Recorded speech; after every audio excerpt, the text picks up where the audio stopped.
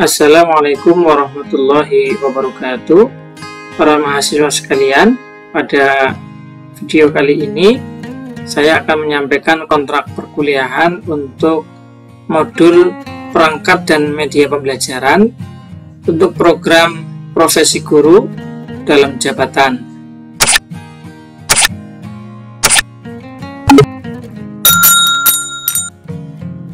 Yang pertama, saya ingin mensosialisasikan terlebih dahulu visi Prodi PPG FTIK UIN Kiai Haji Abdurrahman Wahid Pekalongan, yaitu terwujudnya Prodi PPG yang terkemuka dan kompetitif di tingkat global dalam penyelenggaraan pendidikan profesi guru berbasis harmonisasi ilmu dan agama menuju masyarakat yang saleh, cerdas, unggul, dan moderat.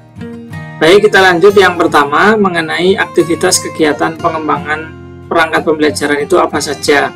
Bahwa mata kegiatan pengembangan perangkat pembelajaran atau P3, kalau saya boleh menyingkat begitu, memiliki beban SKS 3, di mana ini terdiri dari pengembangan perangkat pembelajaran itu sendiri, yaitu 2 SKS, dan yang 1 SKS-nya adalah reviewnya. Sebetulnya apa sih gambaran dari kegiatan pengembangan perangkat pembelajaran? Paling tidak dapat Bapak Ibu pahami melalui 4 poin ini. Yang pertama, bahwa pengembangan perangkat pembelajaran itu meliputi analisis kurikulum, ya, merancang kegiatan, dan penilaian pembelajaran. Jadi ada 3 kegiatan di sini. Kemudian yang mendidik, ya, dengan pendekatan apa? TPEC, yaitu technological, pedagogical, ya. Kemudian content knowledge, berbasis platform revolusi industri 4.0. Yang kedua, yaitu rancangan kegiatan dan penilaian pembelajaran yang mendidik dengan apa? Mengintegrasikan kemampuan critical thinking atau berpikir kritis, ya. Kemudian creative thinking, berpikir kreatif. Ada reflective thinking, berpikir reflektif. Kemudian decision making, pembuatan keputusan, ya, dalam kegiatan belajar melalui inquiry based activities. Nah, kemudian yang ketiga adalah produk. Apa yang dimaksud dengan produk ini? Yaitu para mahasiswa nanti diharapkan untuk menghasilkan perangkat pembelajaran. Apa saja? Yang pertama RPP, ya. Kemudian bahan ajar, media, dan juga LKPD atau lembar kerja peserta didik, dan alat evaluasi pembelajaran atau penilaian, begitu ya. Dan yang terakhir, perangkat pembelajaran yang telah dikembangkan diimplementasikan dalam bentuk new model peer teaching atau peer teaching model baru, dan diakhiri dengan refleksi setelah pembelajaran. Nah, kemudian apa tujuan pengembangan perangkat pembelajaran ini? Yang pertama adalah mengembangkan perangkat pembelajaran yang mendidik, ya, dengan pendekatan TPEC, kemudian memanfaatkan sumber belajar berbasis ICT, ya, atau Information Communication and Technology, ya, teknologi informasi dan komunikasi dari internet tentunya, ya, dengan berbagai macam variannya. Kemudian yang ketiga adalah berorientasi kepada HOTS atau high order thinking skills, ya. Jadi di sini kata kuncinya ada 3, Bapak Ibu sekalian peserta PPG. Yang pertama adalah pendekatan TPEC, yang kedua harus memanfaatkan teknologi informasi dan komunikasi, dan yang ketiga yaitu harus berorientasi kepada kemampuan berpikir tingkat tinggi. Nah, kemudian yang kedua tujuannya adalah untuk membuat rekaman video praktik pembelajaran. Berdasarkan apa? Ya, tentu berdasarkan perangkat pembelajaran yang telah disusun pada tahap sebelum ini, gitu ya. Next, bagaimana pelaksanaan pengembangan perangkat pembelajaran? Paling tidak ada 5 poin yang bisa saya jelaskan. Yang pertama, bahwa pengembangan perangkat pembelajaran itu harus berorientasi kepada pengembangan HOTS peserta didik dengan menggunakan pendekatan TPEC. Dan ini harus nampak pada RPP, kemudian dan juga nampak pada kelengkapan perangkat pembelajaran yang disusun.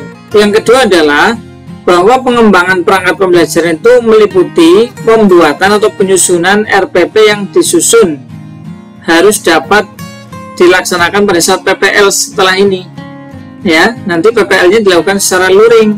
Sehingga Bapak Ibu pada saat PPL itu silakan mengimplementasikan atau melaksanakan RPP yang disusun. Yang kedua adalah RPP itu dibuat untuk 3 kali pertemuan secara luring.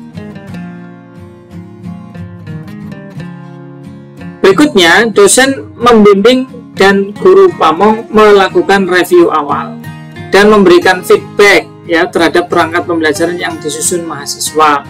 Terakhir, review komprehensif terhadap perangkat pembelajaran yang disusun dilakukan pada tahap berikutnya, yaitu review perangkat pembelajaran PPG dalam jabatan. Nah, bagaimana terkait dengan pembuatan video ya para mahasiswa sekalian? Yang pertama, mahasiswa nanti membuat 1 rekaman video sebagai sumber belajar dan 1 rekaman video praktik pembelajaran luring untuk salah satu dari 3 RPP yang telah disusun yang akan digunakan pada kegiatan PPL luring.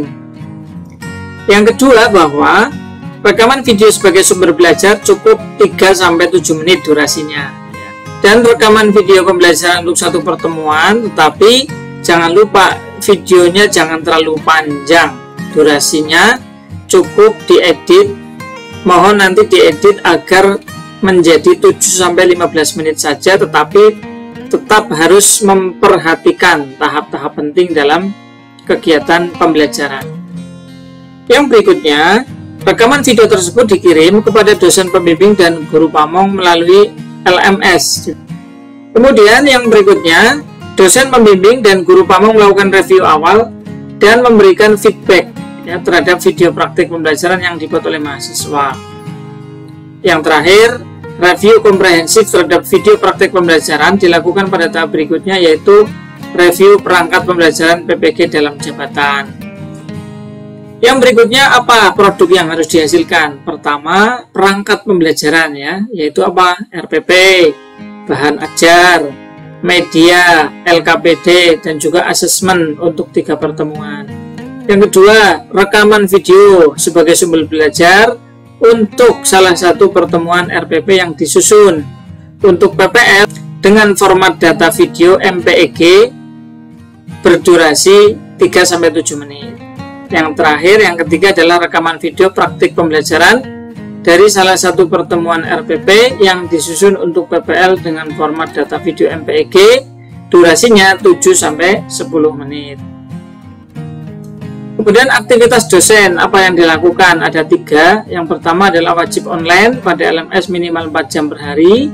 Yang kedua, wajib sinkronus minimal 1 jam tiap hari untuk diskusi materi dan tugas. Kemudian yang ketiga adalah waktu penyelesaian modul perangkat itu 10 hari ya. Untuk aktivitas dosen pra pembelajaran itu ada 4. Yang pertama, membuat kontrak belajar itu 1 kali, membuat instruksi diskusi pada fitur diskusi itu 10 kali, kemudian membuat instruksi tugas pada fitur tugas juga 10 kali, dan mengaktifkan remedial 1 kali. Nah, ini adalah rundown kegiatan mulai hari pertama sampai hari ke-10 ya.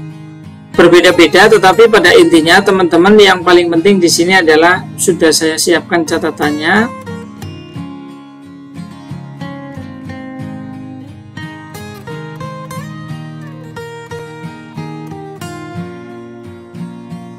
Nah, ini catatan penting, teman-teman mohon diperhatikan. Hasil resum hari ke-1 diunggah pada LMS pada pilihan tema resum KB1, resum 1 pada hari ke-1. Nah, sekarang perbedaannya, hasil resum hari kedua sampai hari kelima digabung menjadi 1 resum dan diunggah di LMS resum KB2 pada hari kelima. Jadi pada hari kedua sampai keempat Bapak Ibu tidak perlu yang namanya mengunggah resum, cukup pada hari kelima saja Bapak Ibu mengunggah resum ke-2 sampai ke-5. Yang berikutnya, untuk resum hari ke-6 bagaimana? Yaitu tetap diunggah pada pilihan tema resum KB3, resum 3 pada hari ke-6. Ini mirip dengan hari pertama ya. Kemudian yang hasil resum hari ke-7 diunggah pada LMS ya, pada pilihan tema resume KB4, resume 4 pada hari ke-7. Jadi yang berbeda hanya pada saat mengunggah resume hari kedua sampai ke-5 ini digabung, yang lain biasa. Jadi seperti itu teman-teman mahasiswa PPG sekalian, untuk kontrak perkuliahan yang nanti Bapak Ibu akan ikuti ya selama 10 hari ke depan. Semoga video ini bermanfaat buat Bapak Ibu sekalian. Terima kasih telah menonton. Assalamualaikum warahmatullahi wabarakatuh.